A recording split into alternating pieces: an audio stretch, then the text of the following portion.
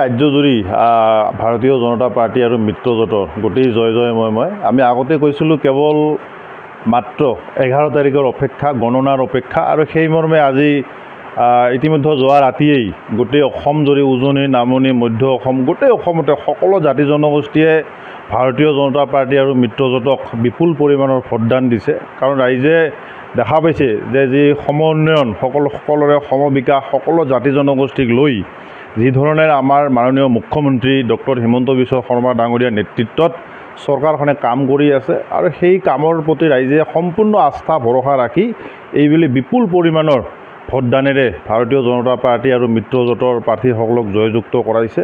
মই আপোনালোকৰ এই চেনেলৰ জৰিয়তে মই সকলোকে বহুত ভোটাৰ ৰাইজক আমাৰ প্ৰতি আস্থা লোৱাৰ কাৰণে ধন্যবাদ জ্ঞাপন কৰিছোঁ। আৰু বিশেষকৈ আমাৰ কমতাপুৰ স্বায়ত্তশাসিত পৰিষদৰ অন্তৰ্গত আমাৰ বঙাইগাঁও জিলাত ভাৰতীয় জনতা পাৰ্টিৰ মিত্ৰজোঁটৰ প্ৰতিগৰাকী প্ৰাৰ্থীৰে বিজয়ী হৈছে। তাৰ কাৰণে মই বঙাইগাঁওবাসীক বহুত ধন্যবাদ আৰু কৃতজ্ঞতা জ্ঞাপন কৰিছোঁ।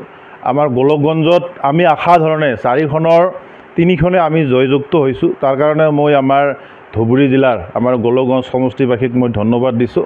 আৰু আমাৰ বিলাসীপাৰা যি জিলা, বিলাসীপাৰা সমজিলাৰ অন্তৰ্গত 4টাৰ ভিতৰত 2টা আমি ভাৰতীয় জনতা পাৰ্টি বিজয়ী সাব্যস্ত কৰিছোঁ, আৰু 2টা আমাৰ বিৰোধীয়ে লাভ কৰিছে।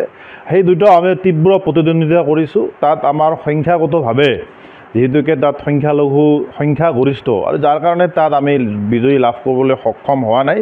আগন্তুক দিনত নিশ্চিতভাৱে সংখ্যালঘু ৰাইজে নিশ্চিতভাৱে বুজি উঠিব, আমাৰ লগত থাকিব বুলি আমি আস্থা আৰু ভৰসা আছে। তীব্ৰ প্ৰতিদ্বন্দ্বিতা আমি আগবঢ়াইছোঁ, আৰু আমি আশা কৰা ধৰণে 2টা বিলাসীপাৰাত 4টাৰ 2টা আমি আশা কৰিছিলোঁ, আৰু 2টাতে আমি জয়ী হৈছোঁ। আমাৰ প্ৰায়ভাগ আঞ্চলিক পঞ্চায়তৰ সদস্যা গোটেইখিনি আমাৰ মতে জয়ী হৈছে। তাৰ কাৰণে মই বিলাসীপাৰা আমাৰ যি সমজিলাৰ ভোটাৰ ৰাইজক বহুত ধন্যবাদ আৰু কৃতজ্ঞতা জ্ঞাপন কৰিছোঁ।